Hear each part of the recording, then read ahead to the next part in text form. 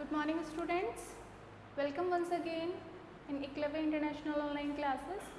In the previous lecture we have done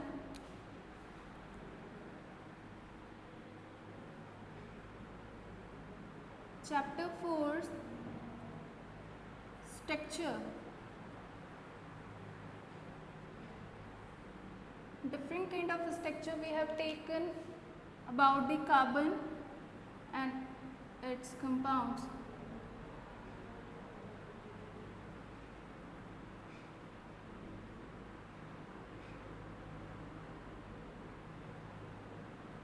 Chain structure, branched structure and ring structure. Right? In the ring structure we have discussed about its formula, that is CnH2n, and correlate with the alkene series, and as well electron dot structure,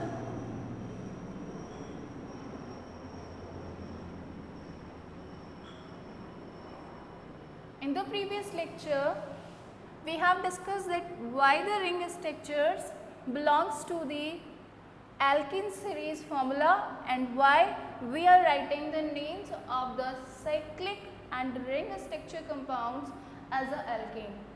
Reason, जब भी आप ring structure वाले compounds को फॉर्मूले के base पे उनका जब मॉलिक्यूलर फार्मूला निकालते हैं तो आप एल्कीन सीरीज के फॉर्मूले को फॉलो करते हैं, लेकिन जब भी आप नेम लिखते हैं तो उसको एल्केन सीरीज की तरह लिखते हैं और हमेशा उसके सामने साइक्लो वर्ड ऐड करते हैं। साइक्लो वर्ड क्यों ऐड करते हैं? रिंग मतलब क्या है? साइक्लिक फॉर्म है किसी भी कंपाउंड की, कार्बन कंपाउंड की, तो रिंग के लिए एक साइक्लिक फॉर्म के लिए इंटीमेशन देने के लिए उसके सामने कौन सा वर्ड यूज़ किया जाता है? साइक्लो वर्ड यूज़ किया जाता है। जैसे कि पिछले लेक्चर में अपन ने साइक्लो पेंटेन की स्ट्रक्चर को देखा था, ठीक है। साइक्लोपेंटेन जो है उसका फॉर्मूला अगर आप कंसीडर करें तो पेंटेन मीन्स 5 कार्बन, यानी N इजिकल्स टू आपको कितना लेना है? 5 लेना है। तो इसका मॉलिक्यूलर फॉर्मूला आपके पास आ जाएगा C5H10, ठीक है। ये फॉर्मूला आपके पास आ जाएगा। साइक्लो वर्ड क्यों यूज किया? Because it will be in cyclic form, cyclic form में होगा। एन क्यों यूज कर रहे हैं? क्योंकि सभी कार्बन्स के बीच कैसा बॉन्ड होगा? सिंगल बॉन्ड होगा। लेकिन फिर भी इसका फॉर्मूला एल्कीन सीरीज के जैसे क्यों है उसका रीज़न मैं आपको बताती हूँ, क्योंकि बहुत सारे बच्चों ने पूछा है कि मैम बताइए कि ये लिखा तो एन के जैसे जा रहा है जबकि इसका फॉर्मूला एल्कीन की तरह कंसीडर किया जा रहा है। तो देखिए पिछले लेक्चर में भी मैंने बताया था आपको कि अगर आप 5 कार्बन की चेन अगर कंसीडर करें तो हर एक कार्बन की वैलेंसी को कंप्लीट करने के लिए आपको क्या चाहिए? हाइड्रोजन्स चाहिए। और हाइड्रोजन जब भी आप इसमें कंसीडर करेंगे तो कितने आएंगे? 12 आएंगे 5 कार्बन चेन के लिए। वो भी कौन सी सीरीज ले रहे हैं? एल्केन सीरीज ले रहे हैं। Reason, every corner carbon has the 3 valencies as a free, 3 valency free है तो 3 हाइड्रोजन्स तो उन्हीं के ऊपर ऐड हो जाएंगे। बाकी जो मिड में 3 कार्बन्स आपके बच गए हैं उनकी भी तो अभी 2 वैलेंसीज फ्री है जिनको आपको हाइड्रोजन से कंप्लीट करना है। तो 2 वैलेंसीज मिड वाले के ऊपर कंप्लीट होगी तो टोटल कितनी हो जाएगी? 12 हाइड्रोजन वैलेंसीज होंगी जो कि कार्बन को उनकी टेट्रा वैलेंसी कंप्लीट करने में हेल्पफुल होंगी। लेकिन जैसे ही आप साइक्लिक फॉर्म की बात करते हैं तो ये वाला कार्बन इस वाले कार्बन से अटैच हो जाता है, तो यहाँ का हाइड्रोजन और यहाँ का हाइड्रोजन 2 हाइड्रोजन लैप्स हो गए ना। यहाँ का हाइड्रोजन और यहाँ का हाइड्रोजन हटा के इन दोनों के बीच में अपन ने क्या बना दिया? एक बॉन्ड फॉर्म कर दिया। मीन्स 2 हाइड्रोजन्स आपने क्या कर दिए? हटा दिए एक बॉन्ड फॉर्मेशन के लिए। किन के बॉन्ड फॉर्मेशन के लिए? कॉर्नर कार्बन्स के बॉन्ड के फॉर्मेशन के लिए। और आपका जो फॉर्मूला था एल्केन सीरीज़ के लिए वो बेसिकली था क्या, CnH2n प्लस टू का मतलब यहाँ पे 2 हाइड्रोजन एक्स्ट्रा है डबल से, तो ये दोनों हाइड्रोजन हटते ही ये जो प्लस वाले 2 हाइड्रोजन्स हैं वो भी हट जाएंगे, और जैसे ये 2 हाइड्रोजन्स हटेंगे the formula of the ring structure will be similar to the alkene series, यानी नेम तो रह गया किसका, एल्केन का, जबकि फॉर्मूला किसका फॉलो होगा, एल्कीन का, राइट। अब देखिए एग्जाम्पल अगर अपन ले इसको अपन ने पिछली बार कंसिडर किया था, कोई दूसरा लेते हैं, साइक्लोहेक्सेन ले लेते हैं, ठीक है। साइक्लोहेक्सेन के लिए आपके पास फॉर्मूला क्या हो जाएगा, CnH2n के रिगार्डिंग अगर देखें तो फॉर्मूला बनेगा आपका C6H12, मॉलिक्यूलर फॉर्मूला बन गया। अब जब आप इस मॉलिक्यूलर फॉर्मूले से इसकी स्ट्रक्चर बनाएंगे, स्ट्रक्चरल फॉर्मूला जब बनाएंगे तो आपको पता है 6 कार्बन्स को आपस में साइक्लिक फॉर्म में लेना होगा, तो ये ले लीजिए आप साइक्लिक फॉर्म में, ठीक है, तो साइक्लिक फॉर्म में हो गए। अब देखिए अगर आप इन कार्बन्स की वैलेंसीज को कंसीडर करें तो हर एक कार्बन की 2-2 वैलेंसीज पहले से कंप्लीट है, अब 2 वैलेंसीज और बची हैं हर एक कार्बन की, तो आप देखिए यहाँ पे हर एक कार्बन पे 2-2 हाइड्रोजन्स आप ऐड कर दीजिए, यहाँ पर एक हाइड्रोजन आ जाएगा, यहाँ हाइड्रोजन आ जाएगा, यहाँ पे हर एक कार्बन पे 2-2 हाइड्रोजन्स ऐड हो जाएंगे, यानी टोटल 12 हाइड्रोजन्स हो जाएंगे, राइट। ये हो गई स्ट्रक्चरल फॉर्मेशन। अब अगर इसकी इलेक्ट्रॉन डाटा स्ट्रक्चर बनानी है, बहुत सिंपल है, कार्बन्स के लिए बड़े सर्कल बनाइए, हाइड्रोजन्स के लिए छोटे सर्कल बनाइए। देखिए बना के देखते हैं,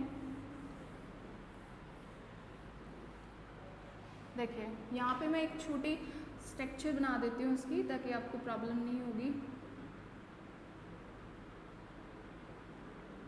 ये बनाई थी अपन ने स्ट्रक्चर, ठीक है, हर एक कार्बन पे 2-2 हाइड्रोजन जोड़ दिए थे। अब देखिए फर्स्ट वाले बड़े सर्कल के लिए अपन ने पहला कार्बन यहाँ पर ऐड कर दिया, ऊपर हाइड्रोजन्स ऐड करने हैं तो थोड़ी डिस्टेंस रख लेते हैं, नीचे बना लेते हैं इसको थोड़ा। ये अपर मोस्ट कार्बन का सर्कल है, अब इस सर्कल से 2 कार्बन को ओवरलैप करवाना है, साइड वालों को, ये इस तरफ वाला कार्बन है और ये उस तरफ का, ठीक है। अब इन दोनों कार्बन से भी एक कार्बन अटैच्ड है नीचे की तरफ, तो एक यहाँ पे सर्कल बना लीजिए और एक यहाँ पे सर्कल बना लीजिए, ठीक है। अब इन दोनों कार्बन्स को भी इस कार्बन के साथ ओवरलैपिंग करवानी है, दोनों को करवानी है, मतलब ये जो सर्कल बनेगा नीचे वाला वो दोनों को ओवरलैप करता हुआ बनेगा, राइट। इस तरह से ओवरलैप करवाते हुए आपको कार्बन का सर्कल बनाना है नीचे वाला। हो गए 6 कार्बन्स। कार्बन की तो स्ट्रक्चर आपने कंप्लीट कर ली। अब क्या करना है आपको, हर एक कार्बन पे आपको 2-2 हाइड्रोजन्स अटैच करने हैं, यानी छोटे सर्कल्स। इस कार्बन पे 2 सर्कल्स बनाने हैं छोटे हाइड्रोजन्स को इंटीमेट करते हुए, इस कार्बन पे भी आपको 2 हाइड्रोजन अटैच करने हैं,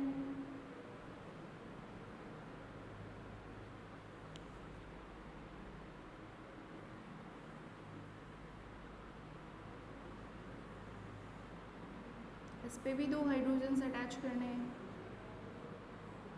इस पे भी 2 हाइड्रोजन्स अटैच करने हैं, यानी एवरी कार्बन हैज 2 हाइड्रोजन। ये लीजिए सारे हाइड्रोजन्स हो गए। अब इनकी नेमिंग कर दीजिए HH करके। मिड वाले में क्या लिखना है, कार्बन्स,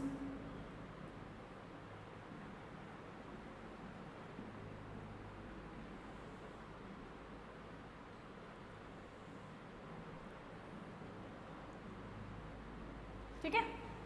अब आपको करना क्या है, इलेक्ट्रॉन शेयरिंग करवानी है। इलेक्ट्रॉन्स की शेयरिंग के लिए आपको पता है सब में सिंगल बॉन्ड है, तो पहले अपन फिल करते हैं कार्बन के सिंगल बॉन्ड्स, क्योंकि उनमें इलेक्ट्रॉन्स क्या रहेंगे, सिमिलर रहेंगे, dot dot single bond form होगा तो 2 इलेक्ट्रॉन्स की शेयरिंग होगी हर किसी में। अब आपको करने हैं हाइड्रोजन के साथ, तो हाइड्रोजन में डॉट क्रॉस फिल करने हैं हर एक कार्बन और हाइड्रोजन की ओवरलैपिंग के बीच, क्योंकि सिंगल बॉन्ड है तो 2 इलेक्ट्रॉन्स की शेयरिंग हो गई। और डिफरेंट एलिमेंट्स हैं तो इलेक्ट्रॉन्स अपन क्या कर रहे हैं, डिफर फिल कर रहे हैं। लीजिए साइक्लोहेक्सेन कंप्लीट हुआ। इस तरीके से स्ट्रक्चर्स बनानी है।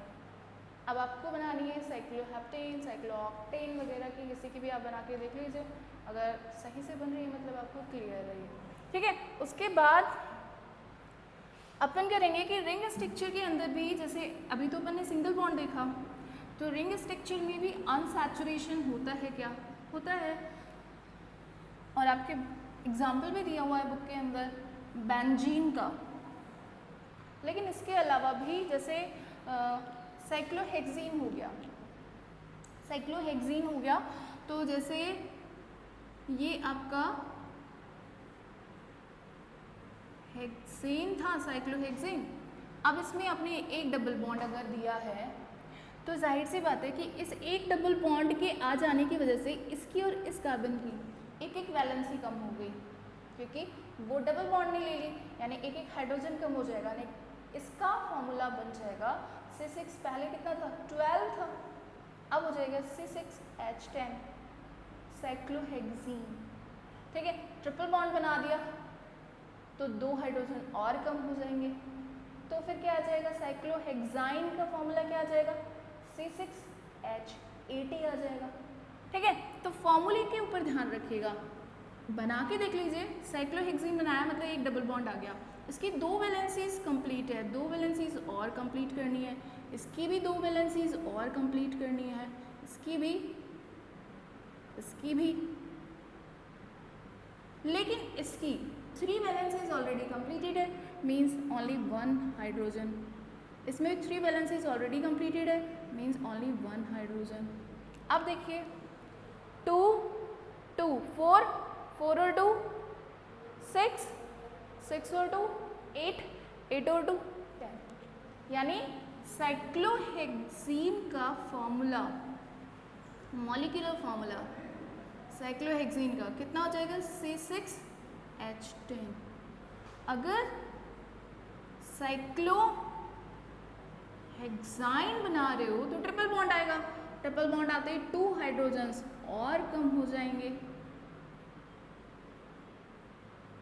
जैसे मान लीजिए यहाँ ट्रिपल बॉन्ड ऐड कर दिया आपने, तो इसकी और इसकी तो कंप्लीट वैलेंसीज हो गई ना, ट्रिपल बॉन्ड से 3 वैलेंसी तो यही कंप्लीट हो गई, और यहाँ सिंगल सिंगल तो 4 वैलेंसीज ऑलरेडी कंप्लीट हो गई। यहाँ पर 2 ऐड होंगी, इसकी भी 2 ऐड होंगी, इसकी भी 2 ऐड होंगी, और इसकी भी 2 ऐड होंगी, लेकिन ये एकदम फ्री हो जाएगा। तो ये कितनी हो गई, 2 2 4 2 6 2 8, यानी साइक्लोहेक्सेन का फॉर्मूला आपके पास आ गया C6H8 ओनली, ठीक है। तो जैसे जैसे डबल बॉन्ड और ट्रिपल बॉन्ड बनते जाएंगे, जितने डबल बॉन्ड आ रहे हैं उसके हिसाब से 2 हाइड्रोजन्स और लैप्स करते जाइएगा। जैसे मान लीजिए यहाँ पर एक की बजाय 2 ईन्स मान लेते हैं, एक डबल बॉन्ड की बजाय अपन क्या मानते हैं कि 2 डबल बॉन्ड अपन ने इसके अंदर ऐड कर दिए। तो जैसे ही आप 2 डबल बॉन्ड यहाँ पर ऐड करेंगे, 2 हाइड्रोजन और लैप्स हो जाएंगे, ठीक है। और नेम भी चेंज हो जाएगा, साइक्लोहेक्स डाईईन हो जाएगा, पोजीशन देनी पड़ेगी, वो नेमिंग नॉमेनक्लेचर आपके है नहीं, बट आपके पास डाईईन हो जाएगा। डाईईन मीन्स 2 ईन हो जाएंगे, 2 डबल बॉन्ड हो जाएंगे। तो यहाँ पर जैसे ही डाईईन बनेगा, साइक्लोहेक्साइन बनेगा, यहाँ पे फॉर्मूला सिमिलर हो जाएगा इसके C6H8, क्योंकि 2 ईन आ गए, ठीक है। अब बात करते हैं अनसैचुरेटेड बेंजीन की। बेंजीन बेसिकली क्या है, 6 membered cyclic ring with the 3 double bonds. 6 membered ही होती है, 6 कार्बन ही होते हैं, 6 कार्बन मेंबर्ड होती है, लेकिन उसमें कितने डबल बॉन्ड्स होते हैं? 3 डबल बॉन्ड्स होते हैं, 3 डबल बॉन्ड्स होते हैं, और ये 3 डबल बॉन्ड्स अल्टरनेशन में होते हैं। ठीक है, अल्टरनेशन ज़रूरी नहीं है आप ऐसा ही अल्टरनेशन बनाएं, उल्टा भी बना सकते हैं, बट होंगे हमेशा अल्टरनेशन में। देखिए इस बार यहाँ डबल बॉन्ड लगाया था, इस बार मैं इधर डबल बॉन्ड लगाती हूँ, ये छोड़ना है फिर यहाँ लगाना है, फिर ये छोड़ना है फिर यहाँ लगाना है। इस तरीके से आपके हेक्सीन बनेगी। अब बाकी बैलेंसेस को किससे कंप्लीट करना है? हाइड्रोजन से।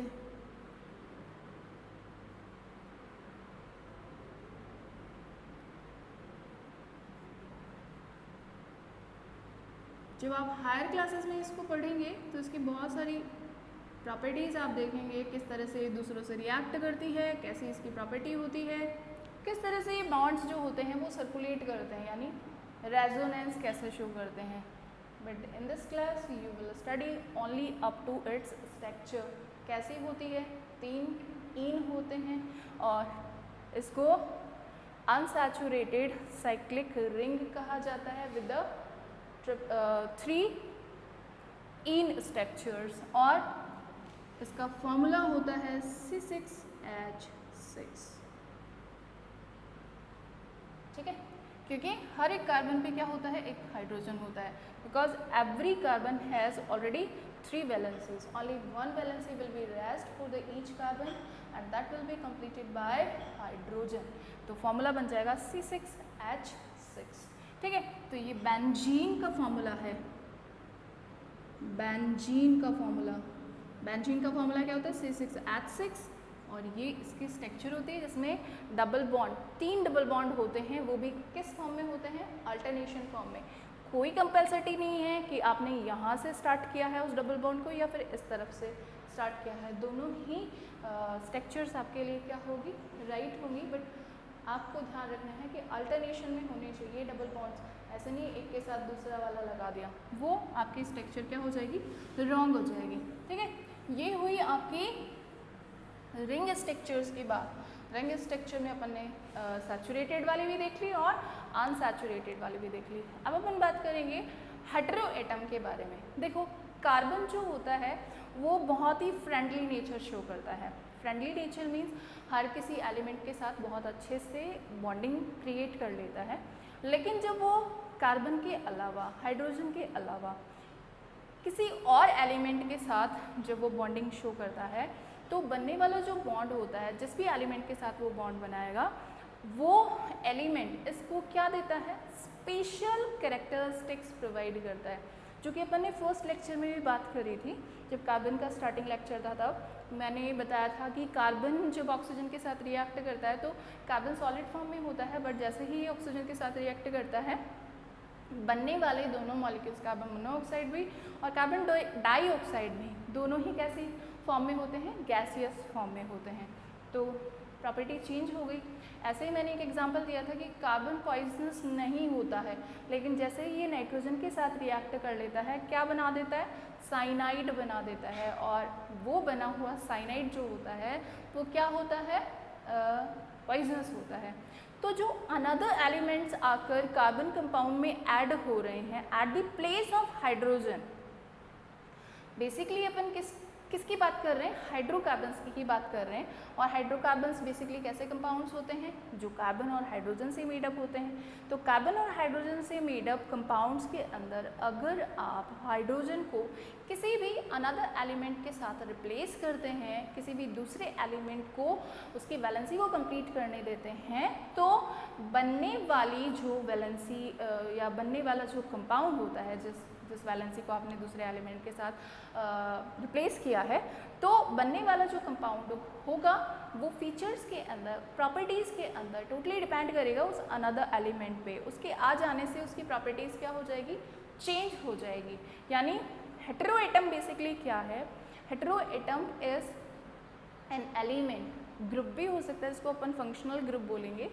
तो एलिमेंट होता है या फिर ग्रुप ऑफ एलिमेंट्स होता है जो कि स्पेशल काइंड फीचर्स प्रोवाइड करता है कार्बन कंपाउंड को ऐड हो जाने के बाद, तो उसे कहा जाता है हेटेरो एटम या फिर फंक्शनल ग्रुप। तो हेटेरो एटम अगर देखें तो हेटेरो एटम किसी भी कार्बन कंपाउंड के अंदर, जैसे ये ब्यूटेन है आपका, इस ब्यूटेन में अपन ने क्या किया कि एक हाइड्रोजन को, मान लीजिए ये सारे वैलेंसीज जो कंप्लीट है वो हाइड्रोजन से ही कंप्लीट है, but now we are replacing one hydrogen with the another element. जैसे मान लीजिए यहाँ पर मैंने क्लोरीन ऐड कर दिया या फिर फ्लोरीन ऐड कर दिया, कुछ भी, तो ये वाला जो नया एलिमेंट इसमें आया है, हाइड्रोजन को रिप्लेस करके, हाइड्रोजन को डिस्प्लेस करके जो अनदर एलिमेंट इसमें ऐड होता है, that element is known as hetero atom. क्या कहा जाएगा इसे? हेटेरो एटम कहा जाएगा। और ये हेटेरो एटम इस कार्बन कंपाउंड को special kind of features, special kind of characteristic provide करेगा। वो जो special kind of characteristic, special kind of features आएंगे वो किसकी वजह से आएंगे? Due to the presence of this element, जो कि हेटेरो एटम है। तो हेटेरो एटम के ऐड हो जाने की वजह से कार्बन कंपाउंड्स के फीचर्स बदल जाते हैं, उसके कैरेक्टरिस्टिक्स बदल जाते हैं, और वो टोटली डिपेंड करते हैं उस हेटेरो एटम पर। ठीक है, तो हेटेरो एटम की अगर अपन बात करें तो हेटेरो एटम्स किस फॉर्म में पाए जाते हैं, कितने तरीके के होते हैं, किस तरीके से ग्रुप्स बनाते हैं, तो यहाँ पर मैं एक टेबल बना रही हूँ।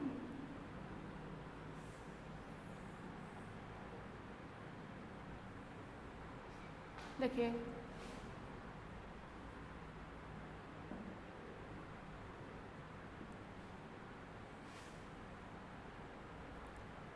सिंबल या रिप्रेजेंटेशन किस तरह से उसको सिंबलाइज करेंगे। हेलोजन जो हेटेरो एटम होते हैं, आपके दो हेलोजन हेटेरो एटम दिए हुए हैं,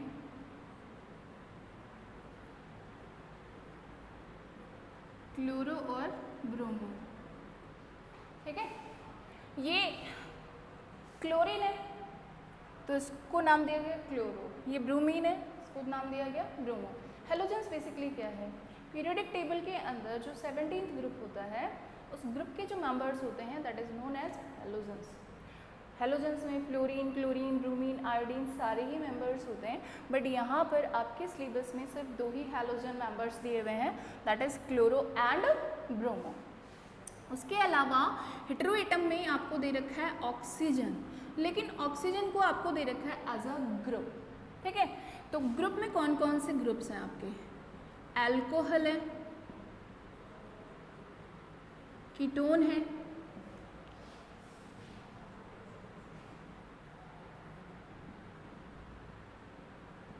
एल्डिहाइड है,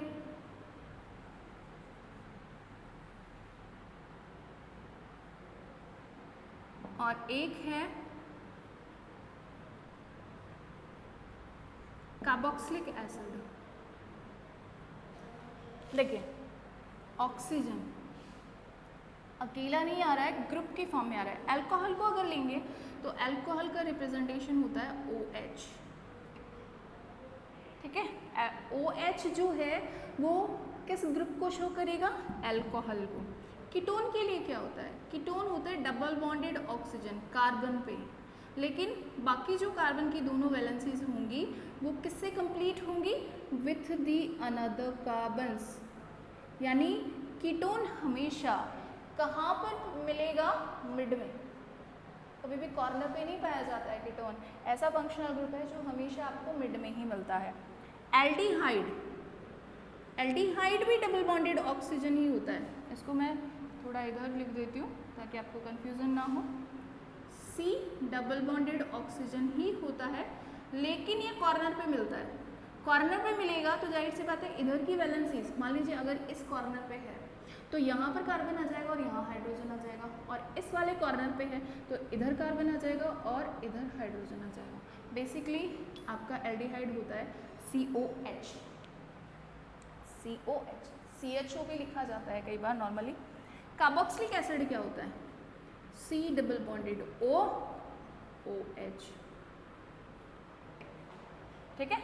यानी अल्कोहल को, इस कार्बन को अगर रिप्लेस कर दिया जाए कीटोन के अंदर OH के साथ, तो ये कार्बोक्सिलिक एसिड का फॉर्मेशन हो जाएगा। यानी एक तरीके से कीटोन और अल्कोहल का कॉम्बिनेशन मान सकते हो आप इसे।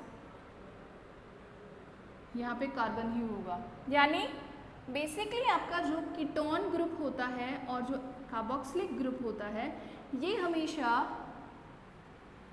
एल्डिहाइड और कार्बोक्सिलिक, ये हमेशा यानी कीटोनिक ग्रुप स्पेसिफिक है। कीटोनिक ग्रुप हमेशा कैसा ग्रुप होता है? मिड ग्रुप होता है। यानी हमेशा किसी भी कार्बन चेन में कहाँ पाया जाएगा? मिड में ही पाया जाएगा। जबकि कार्बोक्सिलिक और एल्डिहाइड दोनों कैसे ग्रुप्स हैं? कॉर्नर ग्रुप्स हैं, हमेशा कॉर्नर पे पाया जाता है। अल्कोहल कॉर्नर पे भी हो सकता है और मिड में भी हो सकता है। जैसे देखिए एक एग्जांपल लें अपन प्रोपेन का।